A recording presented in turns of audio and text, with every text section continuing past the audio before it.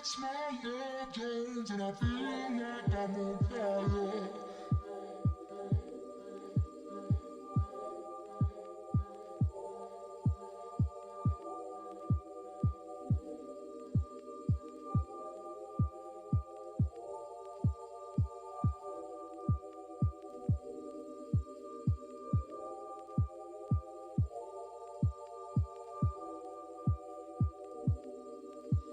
It's my love Jones and I feel like I'm on fire. This, this, this,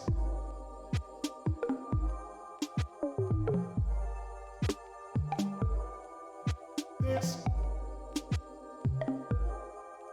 this,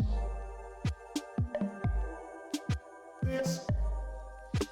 It's my love Jones and I feel like I'm on fire. Keep wondering. This, this. It's my love Jones and I feel like I'm on fire. Keep wondering. This, this. It's my love Jones and I feel like I'm on fire. Keep wondering. This,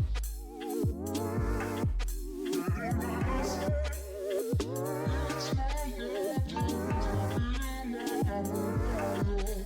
Keep wondering. This,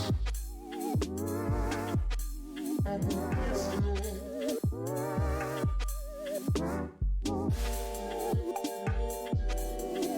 This, this, this. It's my love Jones and I feel like I'm on fire. Keep wondering. I'm on fire. This.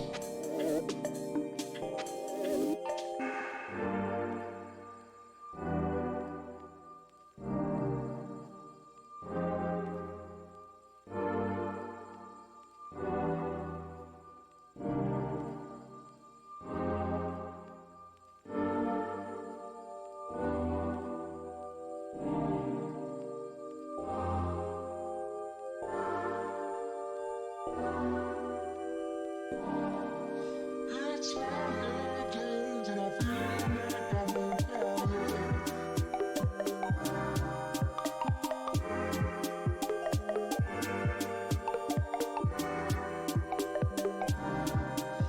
It's my love Jones and I feel like I'm on fire.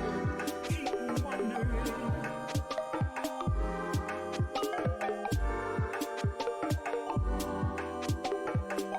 It's my love Jones and I feel like I'm on fire. Keep wondering. This, this. It's my love Jones and I feel like I'm on fire. Keep wondering.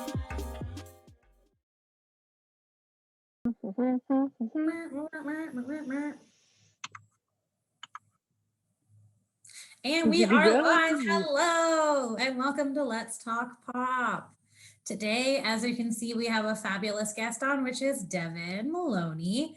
And we are going to be talking about reverse milkshake ducks, which we have the pride of the creator of that term, according to Wikipedia, on The pride of the reverse milkshake duck community. the Here she is. pride of the milkshake duck community. She did not create the term milkshake duck. She just created the term reverse milkshake duck. I just added a little spice on top, Just add a little spice, as they say on Little- TikTok. like the what's the salt guy, Salt Bay. Oh yeah, I forgot Salt Bay. Salt Bay, or Anyway. there's like that whole TikTok trend right now where they're like, just add a little spice. Oh, a little spice. Yeah, Which that's I right. quoted at work like 3 times and nobody knew what I was doing. Obviously. So, why? It's a very popular TikTok trend. All right. Nobody. at your work. Never mind. Anyway, work so in we're talking media. about reverse milkshake ducks. Let's first define what milkshake ducks are. Yes. So I think it's important we talk about what a milkshake duck is. And so we have an image of the tweet itself that started the trend. So we can go ahead and set that live, which, oh, that's not it. That's the one. So yeah, the whole internet loves Milkshake Duck, a lovely duck that drinks milkshakes. 5 seconds later, we forget to inform you the duck is racist by Pixelated Boat. I used to quote this to Devon and I was like, oh, the boat guy. Yeah. The boat guy. The boat guy tweet. So this basically just like, if you're not online all the time, it basically refers to like the fact that the internet chooses its darlings very quickly and decides to send people viral and be so obsessed with them, and then suddenly obviously their past has been revealed, like that the woman, the Chewbacca mom, that was one. Who else? Where it's like they're really cool and everybody loves them and they end up on Ellen or something else and everyone's like, they're so great, and then like they do one tiny inkling and they're like, ooh, they're a neo-Nazi, cool. Oh, we've all like given this guy who went to jail for murder a platform to be a model, or like whatever weird internet has made a decision. Murder Bay or whatever.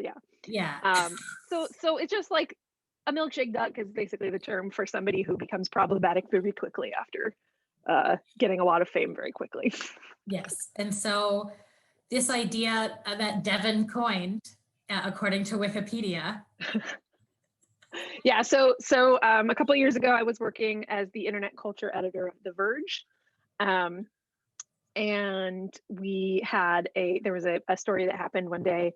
It was like some mom on Twitter tweeted a photo of her son, saying that it was him in his naval uniform, basically saying, this is my son. He graduated #1 in boot camp. He was awarded the USO award. He was number one in A school. He's a gentleman who respects women. He won't go on solo dates due to the current climate of false sexual accusations by radical feminists with an axe to grind. I vote. #him too. So obviously she's trying to combat the Me Too movement, saying that like women are liars, etc.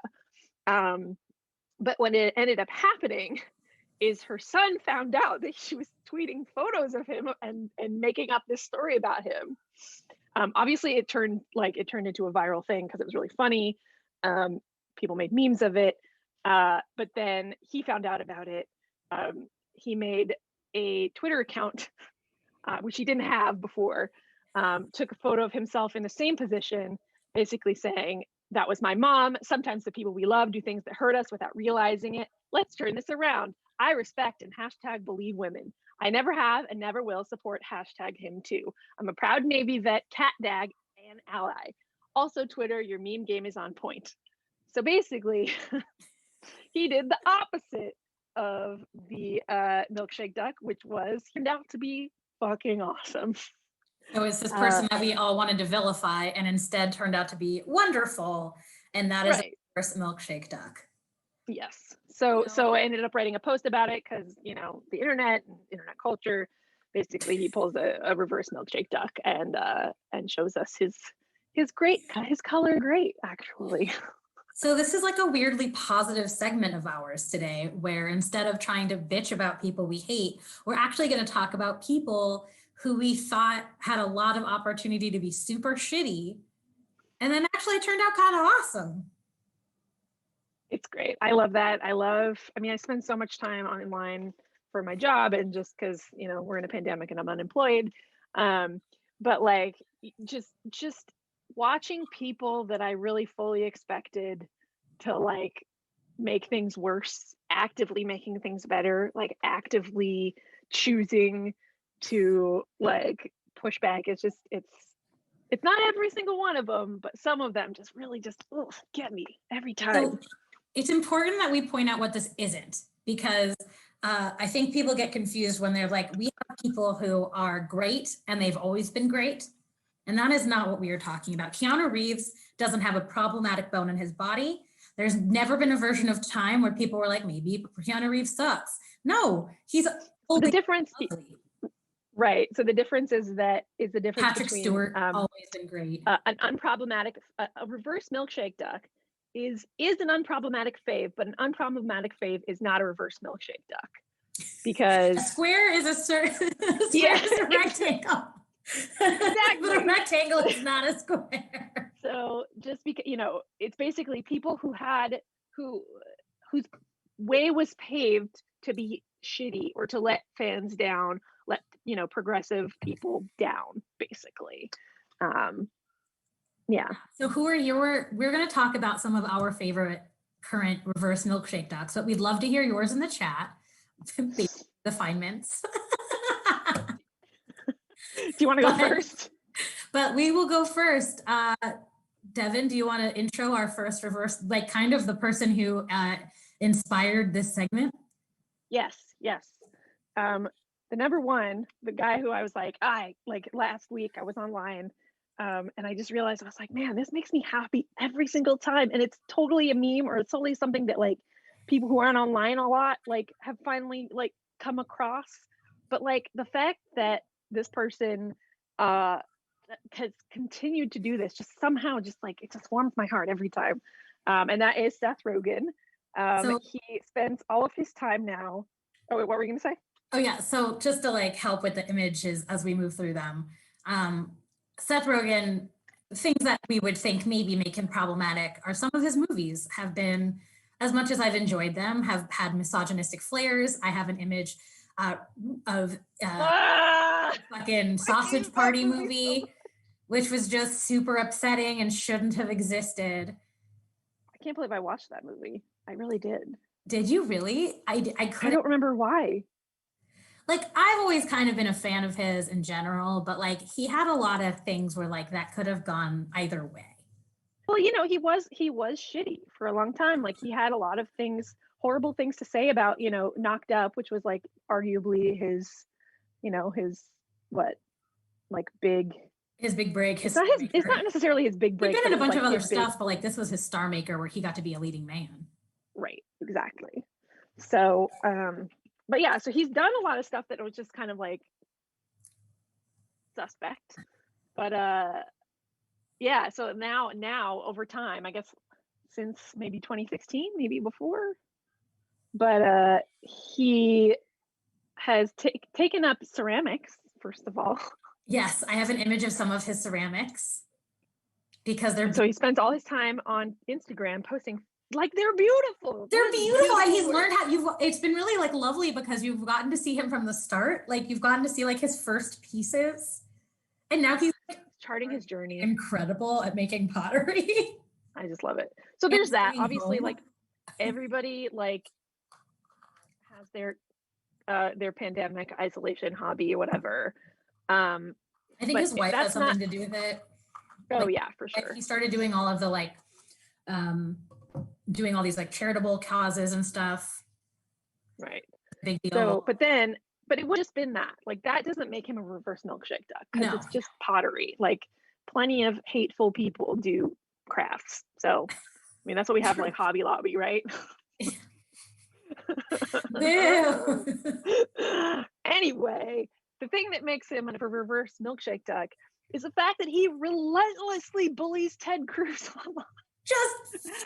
Just brutalizes Ted Cruz on the internet. Actively the devil online. I couldn't find like an image of some of the better ones. I have just the one where he's just like, fuck off, you fascist. Like that's fascist. And he spends a lot of time like going back and forth with him, but the fact that he keeps doing it, I don't know why it like works for me. Maybe, I mean, I'm sure it's like my internalized misogyny because plenty of women do this. Like, Rose McGowan did it a lot before she, went off the deep end. But like, something about it just, it's just nice to see somebody who did a lot of harm, like making up for it, I guess. And he's been like that for like, he's been using his Twitter like that for a little while. But like when he calls out people, like, he also like there was a moment in that back and forth where Ted Cruz is like, people were like, we're in an internet fight. you're like, look at Seth Rogen and Ted Cruz, and Seth Rogen's like, this is not an internet fight. I'm not in an internet fight with a fascist. I'm calling him out the way that he needs to be called out, like on a platform. Like, this is not the thing you're thinking this is. And I was like, okay. Yeah. See, like he has a very like self-aware in terms of like what online fights or what being online should be. Margaret So anyway, just to clarify, I was chiming in that bad people do crafts too. They do. I love that that's where we got stuck. Hobby Lobby. Hobby Lobby. By the way, if you're not sure, CHAG is I am CHAG 666. I think it's important that we, you know, and I promised I would tell some like personal stories because I did work with Seth Rogen on a movie when I worked on a single movie in my entire life. Yes, and he was like, yes. he was very lovely then and was like very kind on set, but he had still like not come out to be like, he hadn't got married yet. And like, he hadn't like quite changed his like tune on some of the conversation. He was kind of like, I feel like you can definitely judge someone too, based on like how kind they are to on set to the people who are like below the line, quote unquote, which is such a bullshit. Yeah, fine. Right. Oh, I didn't think we didn't Thrasher, don't worry. We did not think that you were comparing Seth Rogen to Hitler. I would have been really bad. No, but like I could say that like he was super kind to everyone on set and like got to know everybody. So like it's nice that he got to be a person who's reverse milkshake ducking, and I hope he stays on this path. Yeah. You know, I was thinking about this like before we went live, and it's interesting that he reminds me a lot of how Mandy Patinkin has gotten like softer and softer and more wholesome as time has gone on. Mandy Patinkin, he's no. Well, he's like sort of admitted in the past to like having been kind of a dick when he was younger on set. Like not necessarily like he wasn't like known for being a huge asshole, but like he's said that, you know, I could have been nicer to people. And now he's like the most wholesome person. There's that video of Mandy Patinkin. I don't even have him on the list of me, but I think he's always been slightly wholesome. So I guess he doesn't. Yes, sure. Like there's that video of him where the like newscaster has to leave because they're like he's having a baby. Oh my God. And is like, enough about me. You're having a baby. Like it was like, oh, that's so like, cute. Dad energy of all time. Like it's the sweetest. Absolutely. That's the direction I hope that a lot of these guys go, that they just become softer with time. They become like more compassionate and like openly, I don't know, combative against evil forces. He was definitely known as a huge ass on set for a long time. That's good to know. Oh, somebody said that in the chat. Oh yeah, Thrasher. Yes. Okay, so there you go. So that's Seth Rogen. Seth Rogen is like the key component of like, or like this TM Devon Maloney reverse milkshake duck.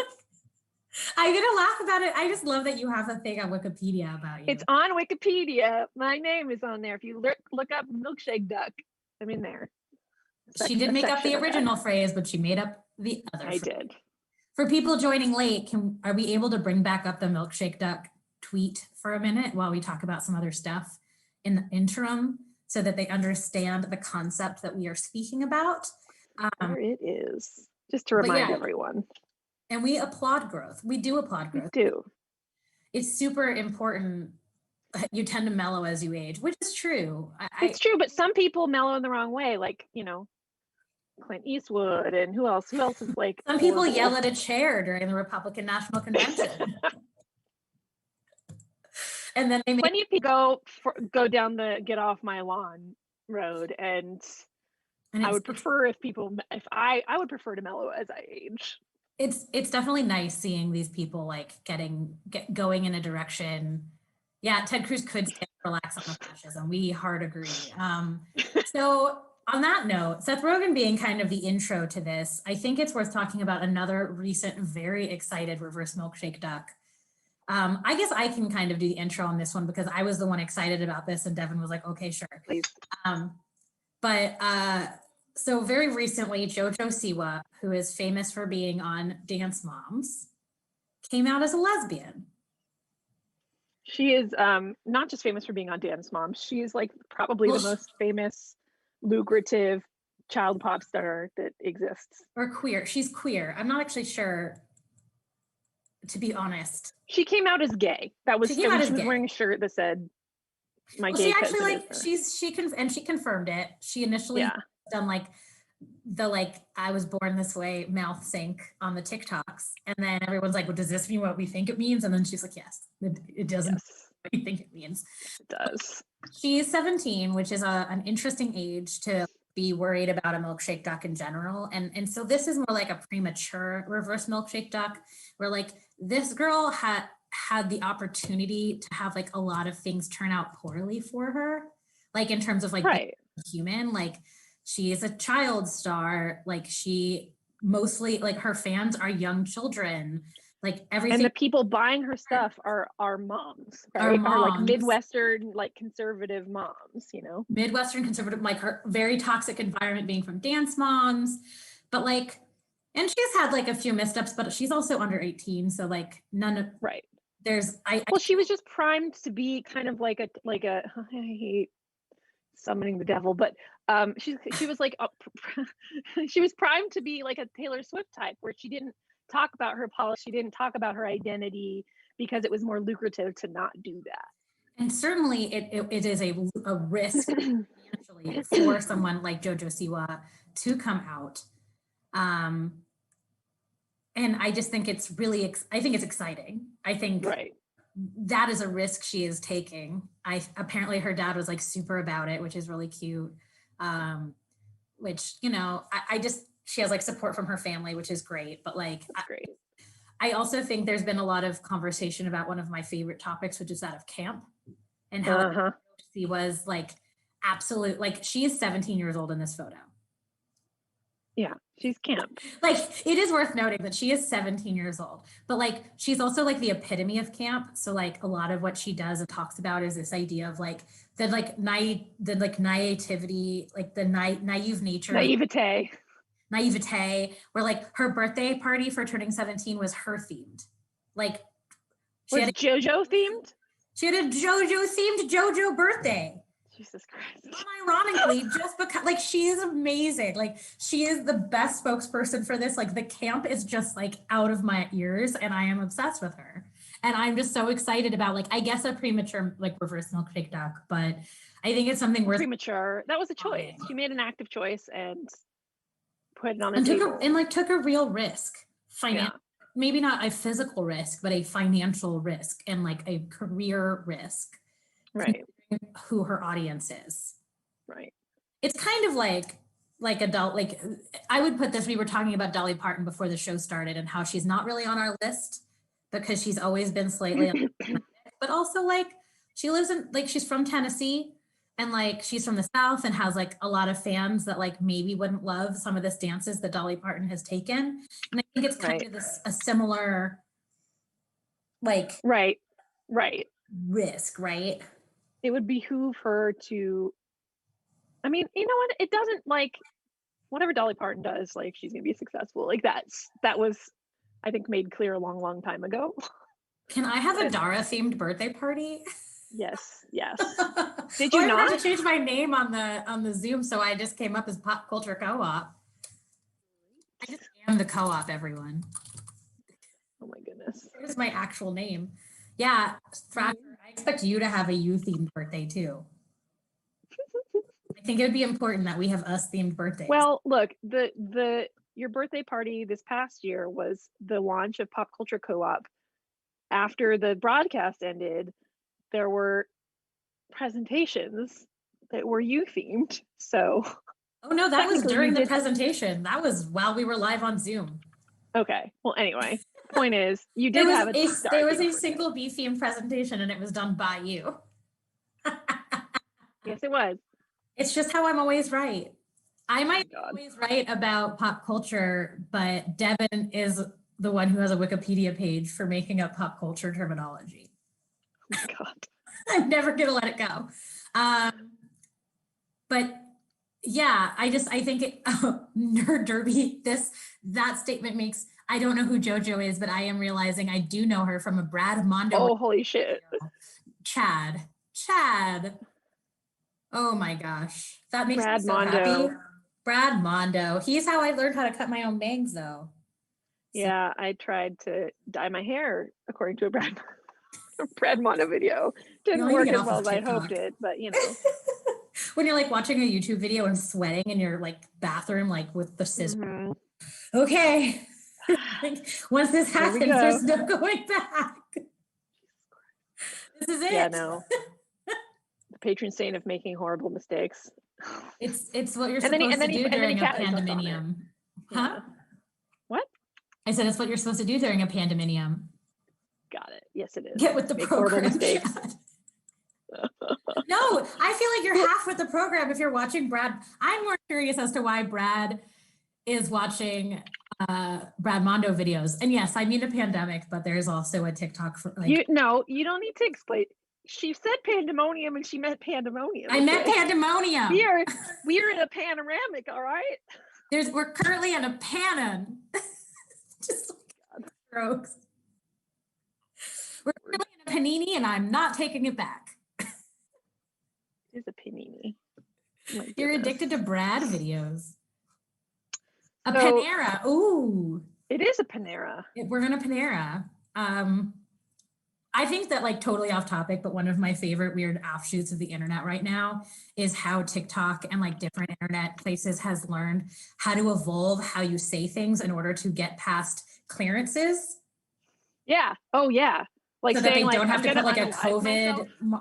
Well, that's where the panorama pandemonium comes from, is to like avoid the COVID thing on the Or whatever. screen. But then they'll say things like, you can't say like dying or death. And so they just said like, they say like lost, like when I lost life, Yeah. like they like say all these other things as a way to like get. Suicide. It was like death, suicide, like just I'm an violence. accountant. I'm an accountant it's was a not- way to get through the like, I'm a sex worker. So Sex whenever worker. anybody's like, I'm an I am an accountant, accountant. I'm an accountant. It's like, that means. And it's not just getting the COVID strip. It's basically, it's like to avoid getting your videos taken down on Yep. TikTok.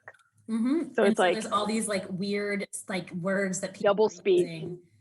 Yeah, which like is obviously unfortunate because like internet censorship is disgusting, but like I Right. think it's very clever to see how Gen Z has like Oh, they're not bothered by it. learned and adjusted to it and figured out ways around it immediately. Like, this is a weird thing and we hate it. And if we say this word, my video gets taken down. So we're going to say this other version of the word and it's just going to become normal. I mean, They've just completely grown up in a time kids today. Kids today. No, but like they just have grown up in a world where like abuse are just like a natural, and privacy policies and like all these like, you know, censorship rules have been a thing to get around at any cost. So it's not really it's annoying, but then you think about like the fact that like Tumblr banned porn or whatever it is. Yeah. And like they knew how to get around that. Like it was just like a reality from the start. So I love that. I love the language, because what are they gonna do? Banning accountants? Like, Can't ban an accountant. Well, I mean, I guess you could, but that'd be really weird. This is such an annoying part of the web content in general, as Google AdSense will demonetize news articles based on this algorithm. Yeah, from Derek Hausman, which which is also a whole nother set of problems. right. That's like a big Google issue. Big Google. All of their censorship is like, it's just like several steps more sinister, but like several steps behind in terms of like visibility. Like kids aren't freaking out about the demonetization of Google search. They're freaking out about the demonetization of like YouTube videos or TikTok, you know? Yeah. Well, TikTok isn't like because their ability to like wrestling. make money off of TikTok, or like not like getting their TikTok audiences taken down because of like they're getting banned. Right. I mean, and quite frankly, apparently the creators fund anyway. This is totally off topic. That has nothing to do. Well, it does. But not really. It's internet stuff. It's important. Yeah. We talk. Yes. This show is a little bit of us just fucking around, which is great. Who else do we have? We talked about JoJo and we talked about Seth Rogen. So let's talk about Mandy. Another one that you were really excited to talk about. I mean, Seth was the main one, but no, there was who I mentioned. Oh, I mentioned Jack Black because he very quickly took to TikTok and like granting. I picked Like really fun pictures of Jack Black. Sorry, let's see. I cracked myself up. Oh, great! It's great. He like is he gets that like children are obsessed with him, and like has just gone with it. And like he was never like actively bad, as you're probably going to tell in a minute, but like he definitely could have gone that way. He could have been the guy. He had He could have been a any guy way, who yeah. like. I mean, he was in like Never Ending Story, wasn't he? What? No, he was in Never Ending Story 3. He was in like a version of Never Ending Story. Oh my God, I didn't know Yeah, that. and then he was in Mars Attacks. Yeah, that's true. But he chose. He could have chosen a different audience. Oh yeah, and he chose the right one. Me. Yeah. I've always been. Yeah, he was one of the bad guys. Thank you, Derek. I knew I know he was in a version of Never Ending Story, and he was like a little jerk, and he was like a teenager. I don't know where that came from in my brain skull because I did not look that up, but I do remember. Yeah, there's something amazing about his intensity and how he's managed to move that in such a fun direction. I mean, he's someone where I'm not sure I would want to be his friend. Like, I want to know what he's like in real. Like, okay, I have met him. And I know that in real life, he, at least in this instance, was a lot calmer and not as overwhelming. But like persona, it's not like IRL. Yeah. I would be very overwhelmed to have that in my face in real life. But it is You know what would be really horrible? Is if Jack Black hadn't become Jack Black. Like he'd be that guy just like in regular life. Oh God. Like he'd just be that guy who just like chronically violently unmedicated at every party. I feel like there's something really special about the School of Rock. As like sure. That's the audience he chose. And that's the audience he chose. He chose to keep. So good for him. Yeah. I mean, I feel bad. I feel bad about only choosing white guys for this, but like in a way that's like the prime like category for reverse milkshake ducks, because I always assume that white men are gonna white men and like they're gonna disappoint me in every way, but like these guys who just like haven't, despite it's having it teed up for them. It's way more of a shock when a white dude turns out to be good. Yes, exactly. When somebody who is is radicalized, like it doesn't shock me that JoJo Siwa is gay. Like it shocks me that she was very. Ooh. Sorry, I'm about to like have a moment. Thrasher did Margot at the Wedding, and with him, and he's super quiet off screen and at work, like surprisingly so. So Margot at the Wedding, I met him. So I'm about to be connected. I worked the Margot at the Wedding premiere at AFI Fest in LA. Because that was what I used to do in college, is I would work runways and like be a talent escort, which is it sounds like I was an accountant. But really what I was is that I was like this person who used to walk famous people around to make sure that they like walked the right red carpet, and that I would like give all their names and that they were on time for their like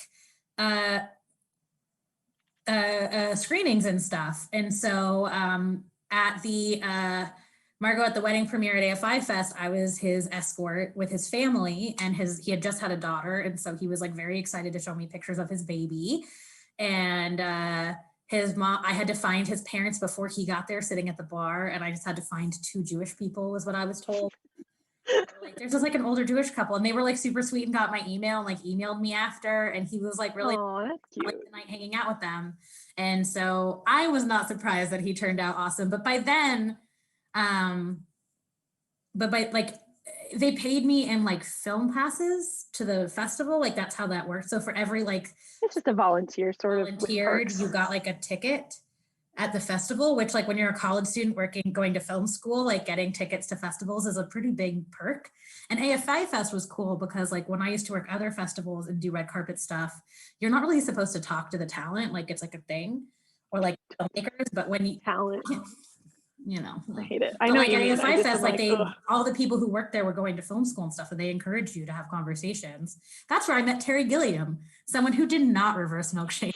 Oh my God. He is a milkshake duck. But I was so excited to meet him because this was before we realized that he was just. Oh my God. I He was- is a man they were who like, chooses do you know what darkness Terry every Gilliam time. looks like? It was for Imaginarium of Dr. Parnassus, and it was the premiere of that. And they're like, do you want to? Good to know. Paley Fest does that too. Maybe I'll have to try to volunteer. I'm not in film school anymore. Come back. Okay. But like, they were like, hey, does anybody know what Terry Gilliam looks like? Because we need an escort for him. And for some reason, like usually there's like a sheet with all the faces and like the sheet didn't show up. And I was like, I know what he looks like because I was a nerd. And so I had to walk him around and he was just so fucking weird. I made people watch Time Bandits at my birthday party. Yeah, I was upset. Well, it's good. I made people watch Time Bandits at my birthday for years before I made them all start watching Troll 2. It really was a precursor to Troll 2 in the Dara canon. Yeah, it was such a steep descent. But like going on with Terry Gilliam as a milkshake duck. Yeah. Another person who was a horrible milkshake duck who I will never forgive, John Cleese. John motherfucking Cleese. He turned out to be awful. And like Eric Idle is kind of funny online, but John Cleese is just the worst. He is. He's just kind of a dick. Like he's not really like problematic. He definitely voted for Brexit. Who? Eric Idle? No. Cleese. Yeah, he's a massive transphobe. You're not wrong. Yeah. He's just he's awful. The fucking worst. Generally conservative. He and J.K. Rowling go fine. She's the ultimate milkshake duck, obviously. Obviously, where everyone loved her and they told the story about how she was like coming up from like, oh, she was so poor and she wrote the books on a napkin. And then like, and now what? And she was like a twist in the story, like in every way. And she's just like, doubled down more. I don't know how, I don't feel that surprised. Like, listen, I love Harry Potter as much as the next person who likes a story like that. But with like a Star Wars type storyline or whatever, but hero's journey. I love a hero's journey, but I always struggled with like how anti-Semitic those books were. So like anyone who was kind of she just invented a Jewish character after, but like reading the books and being like, oh, the minute I was like, oh, the goblins run the money, cool. Well, but there's like a Holocaust allegory. That you also love Star Trek. I know, and it makes me mad there too. The worst Jewish allegory, like the Ferengi. Oh my God, the Ferengi are the. So the things that you love do have horrible, problematic undertones. So in retrospect, you can see it, but like at the time, you would never have expected the woman who wrote this story that was supposed to be, World War II progressive. What? Wait, which one are you talking about? I'm talking about J.K. Rowling. Yeah, she wrote Harry Potter is like a World War II, like the Muggles, and like it's all about like. Okay. Hitler. I don't know. What? I always thought that was like well known. I don't know. This is the first time I've ever heard of it, but maybe I'm not looking at hard enough. I always assumed it was like a World War II type thing. Or like Rising Again, like Germany. Yeah, like I thought the whole thing, like calling them Muggles and like I don't know. Work and they had to like. Okay, I apparently. It's fine. Wait. Comments. Please tell me. Am I off base or like did I read a different book series? I don't know. You should chime in. Old Klingons were just blackface, also gross, not wrong. Anthony, who was being Jewish is as rebel. Yeah. Okay. Gay. So I actually have. I'm just going to little plug here. I have my own Substack. It was a tiny letter before it was a Substack. It's just like a newsletter that I put out like every 6 months. Whenever you I was doing it like a couple months, I was doing it like every week for a couple months. And then the pandemic happened. But I actually have one in the works that's about Worf specifically and how Worf is amazing. And like, it turns out Worf is my favorite character in like a lot of ways. But I start talking about how the fact, like when I was really young, I was just like, why this is black, like this, I didn't know what blackface was, but I assumed that Klingons were supposed to be black. And so when they were white, it became like a real like culture shock, I guess. Yeah, Weird. yeah. Anyway, that's just getting off topic, but yes, you're correct. Bullshit. This is how our shows are supposed to be. It's a pop culture show with like a common theme to get us into conversation. Yeah, Michael Dorn is an exception in most of the 80s era casting. You know, that's yeah. not, He was. He really was. he was. There were And not then a lot of eventually they had black fucking Deep actors. Space Nine, which was fabulous. Correct. It's complicated. We're getting really to the chat. You can probably A take whole Jack. thread on agrarianism. Yes, there was. I think, did we talk about this last time, or I was just talking about this with somebody? You might have just been talking about this on the chat. Drop that link, drop that thread in the chat, because I need to read that. I like had it open and then I closed it. But Wait, what apparently about thread? like, oh, that one. Thank you, Derek. like the like glorification of agrarianism like in Star Trek. It's really smart. Anyway, thank you, I Derek. have it open now. I want to meet you in real life, Derek. Thanks for watching. Sorry, I'm a jerk. Anyway, I just like totally lost it. No, so we have another person. This is we'll talk about the last person, and like I love this conversation. This is super fun. So our last reverse milkshake duck was one that I had that you were like, what? Which is Rebecca Black, who was it's a different group. I love that. So Rebecca Black was in Friday. Yes. She had that horrible song that was like Friday, Friday. Gotta get down on Friday. It was 2011, right? We're not, if we play the music, they'll take it off this channel. So we're gonna just poorly sing it at you.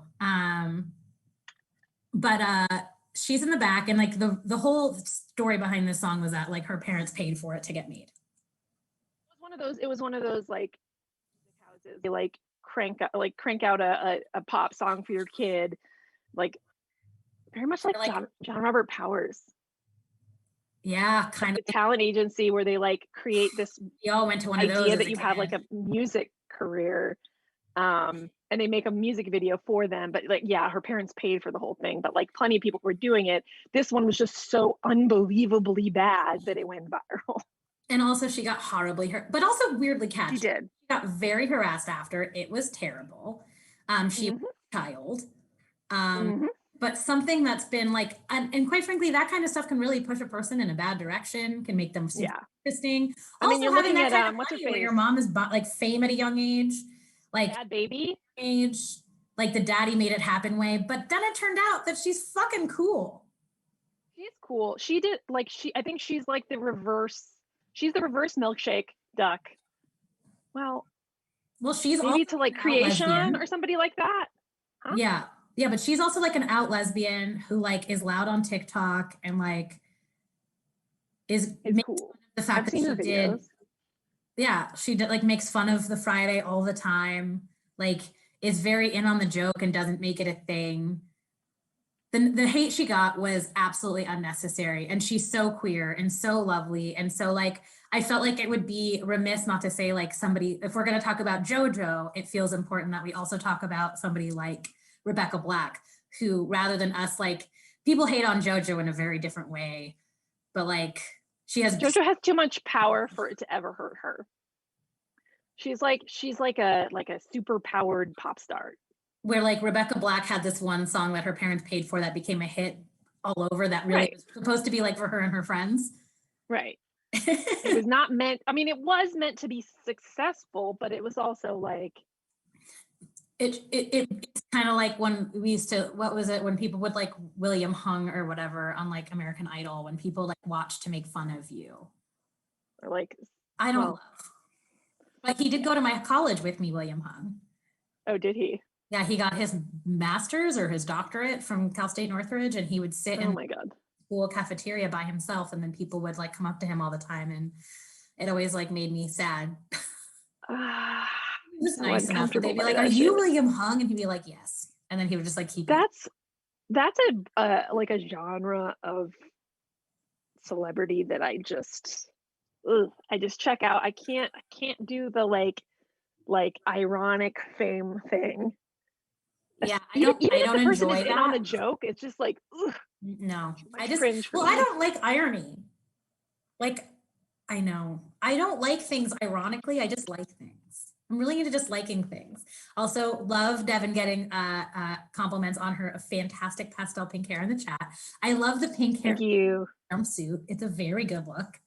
I did my own bleach last month. Like the day before my birthday, I like did it with the Brad Mondo video. I will never do it again because it has fried my hair in ways that I could not have anticipated. It looks So good. I'm gonna though. be like, thank you. I'm doing like, you know, curly girl shit. But like, yeah, it's I also we've tried to learned do a the lot of curly things girl in shit. quarantine. I tried to do the curly girl hair shit and I gave up and I just went back to my like, how do I make myself look as 50s punk rocker as I can? Yeah, you've got the good rockabilly situation. Except I didn't wear, I was saying I didn't wear eyeliner today. I feel like Ditto the Pokemon. Like that. Anyway. With like tiny eyes. It's like tiny eyes. You're the tiny, you're the Ditto version of yourself. Oh, you got to see it in real life, Alex? Yes. Alex, who runs another great show that I will be on tomorrow. What's it called? Chaos Gaming, right? Yeah, Chaos Gaming. Or organized, what is it? Organized Chaos. You gotta Organized Chaos. Okay, Organized Chaos. There you go. Tomorrow from 8 to 11 Eastern. We do outreach here in LA together. Tomorrow. Wait, what? Well, it's because Please don't tell me it's later today. I'm gonna have a panic attack. Emily, you're in Australia. It's different for you. Oh, got it. Okay.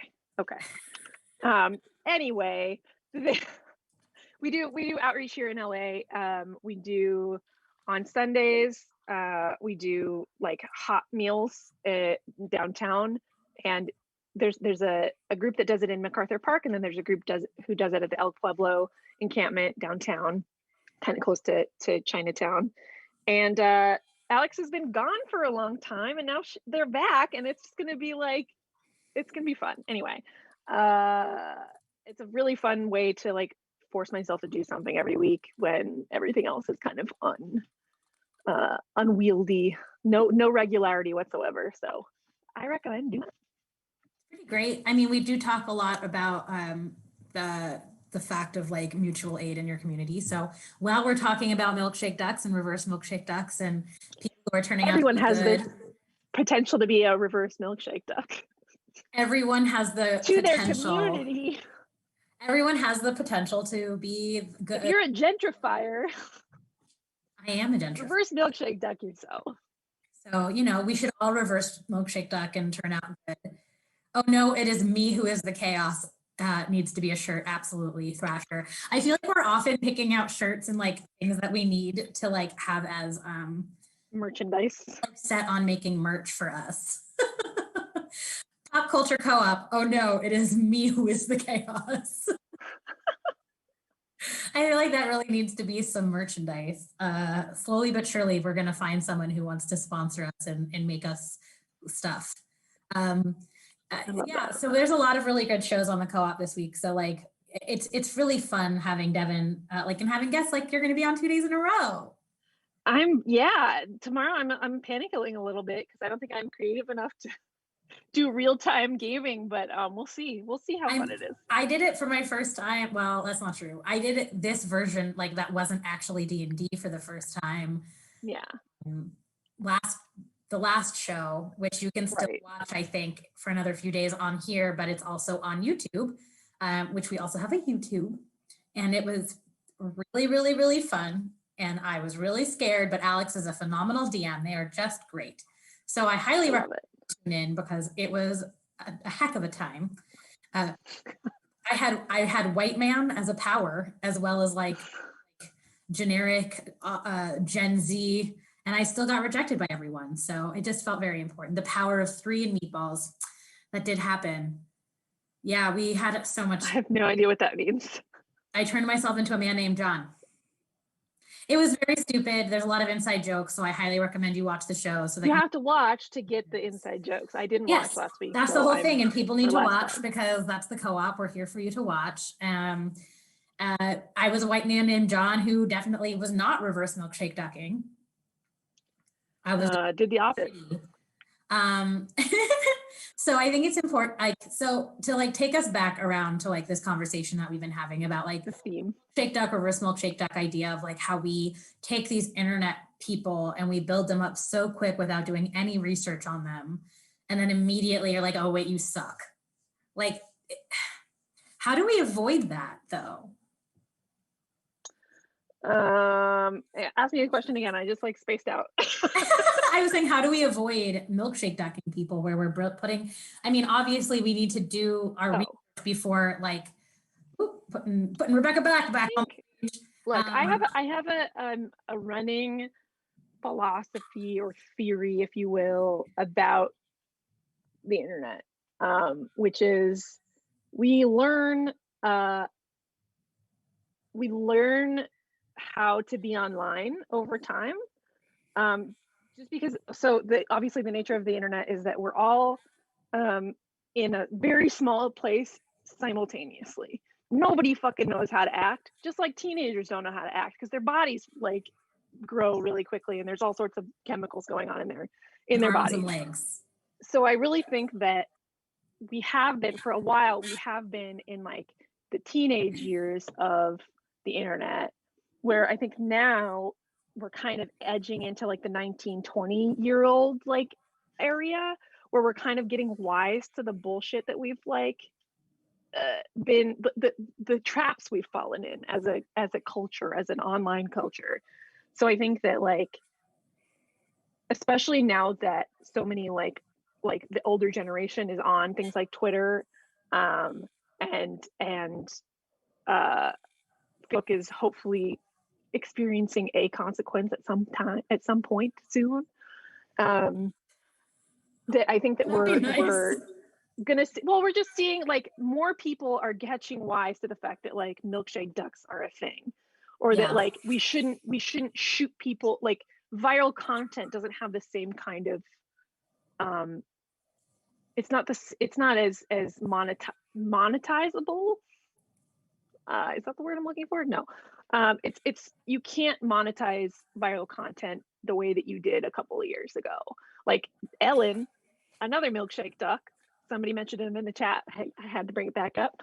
Ellen is a huge milkshake duck, but her program was also like a huge platform for these viral videos. Yeah. And like, so now those kinds of shows that have like, you know, elevated that kind of content, they're kind of going the way of like America's Funniest Home Videos.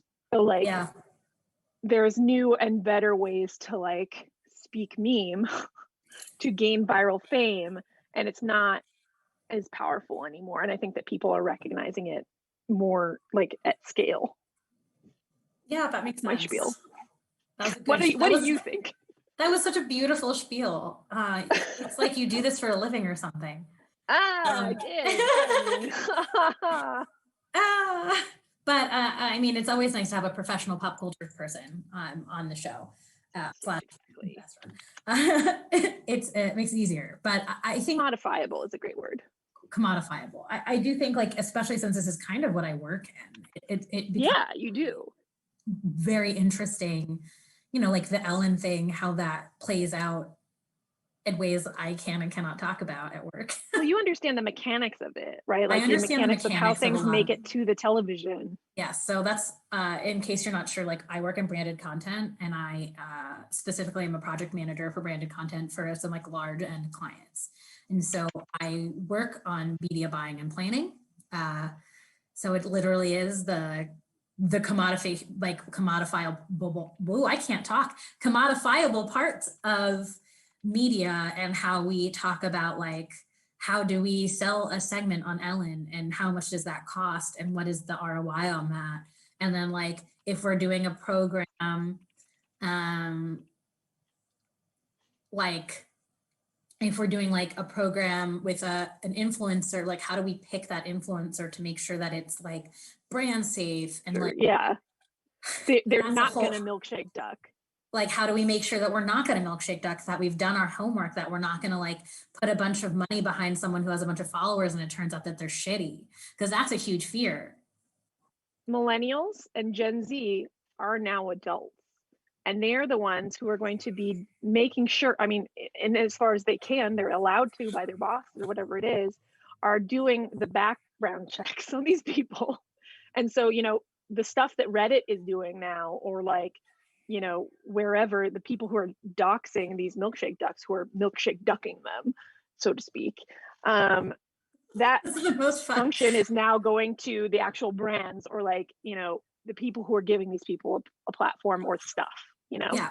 And that's the whole thing about deplatforming. That's so important. And so like, I know TikTok right now is having this whole thing where it's like, we know how much like Kylie Jenner gets for an engagement, and like for what's going on with Reddit and the stock market. If we did that, where people just started to platform these huge stars and stopped engaging with them on social media, like there would be a very similar like financial run for some of these companies, and how much money is behind this. So like, I guess in a way, there's something like smart financially for people to be good, which is its own weird, awkward thing, where you're like, well, I will support Seth Rogen things because he's a good dude.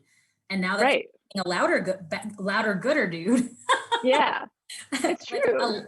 like a louder, like more intense, I'm going to support everything he does and watch all of his movies. I even sat through American Pickle, which was not good. Oh my God, it was not good. It had such an opportunity to be good. Bless his heart. Oh my God, it was so middling. And it was just like the first half of that movie had so much potential, and then they just really shit the bed on that. But like, I'll still watch it because I like Seth Rogen, and I like. Which would you prefer? Let's say, would you prefer what's the one that we just saw, the Sausage Party, or would you like the American Pickle? Because I will pick the pickle. I will pick the pickle. I would rather American Pickle than something that is like mildly is just boring and forgettable to offensive. Oh my God. I mean, I didn't even watch the other movie. one, so I can't really talk about it. Good. You're fine. You're better off for it. So like, yeah. So I don't know. I think it's one of those very interesting things where like being a good person is also like a financially good choice now. We have enough. There's enough. Which made me feel so history. There's enough online history for people like who are younger, people who are younger getting older, and like, so they've conscious, for people who are potentially going viral, have been conscious for longer that their actions will have consequences later, and not in like a politics like you can't run for office way. In anything that you put online will get dredged up if something good happens to you. Yeah, and people have it has been every time you said a horrible thing, it has been screenshot. Somebody has screenshot. And it's not the things that is that like that there's like a version of like the porn version, but like there is like Rule 57 or whatever. Yeah, there is a Rule 58, which is if you said something horrible online, somebody has screenshotted it. Yeah. But it's like your likes, you're not right, not just your posts, but the things that you like can be seen.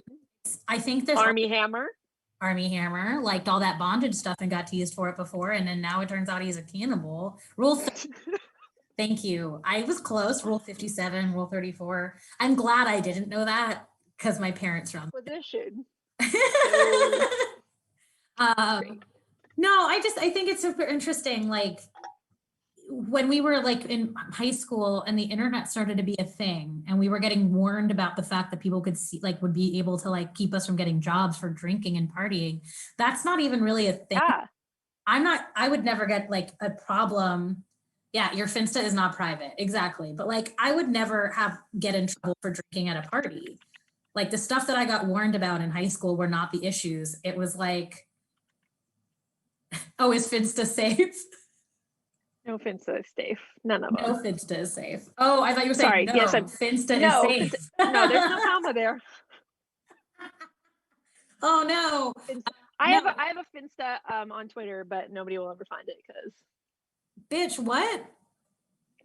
Yeah, you're on it. I've told you about it many times. Oh, JK. We'll talk. We'll download later. Yeah, you're not worried about partying or nudes getting leaked. No, you're worried that like when you were 16, you like said something terrible without realizing it, and that's misogynist or something. Like yeah. Because I was. Y'all were shitty late. We were all shitty as kids, but now kids have been shitty in different ways because of that thing that you mentioned, the don't put your parties on Facebook. Yeah, that's like that whole thing with that American, what is that stupid show where they draw the penises that you like? American Vandal. Where Are you like, gonna talk about American Vandal now? Yes.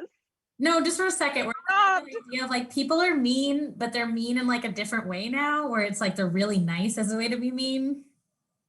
Going back to what we were saying about like, you know how like have come up with a different, like a second line, it's like a double speak for things like, you know, bannable terms or content. That's also happening in terms of like milkshake duck shit. So like you can never, like, people will I'm imagining this, obviously I'm not a teen so I don't know, teens will be horrible to each What? other and adults can't tell. Like you can see the conversation happening, you can see the screenshot, but like you will not have any idea what just happened because it's like code. It's kind of You know like what I mean? about earlier with the like internet versions of words.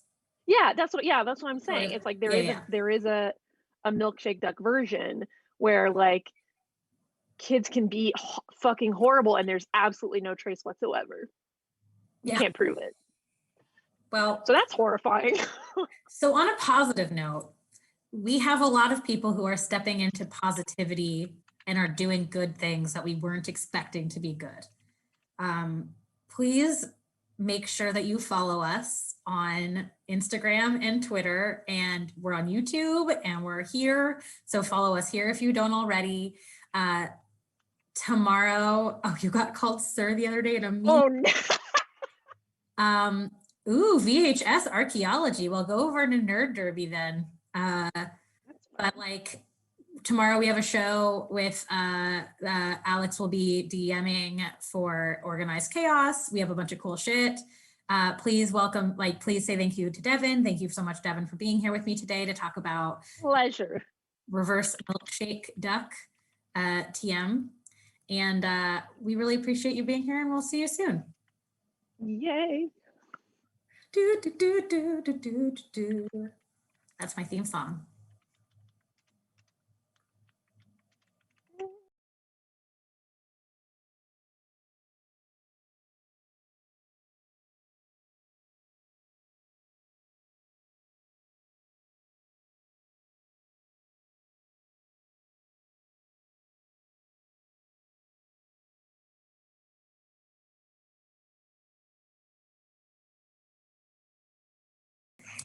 Thanks, Thrasher.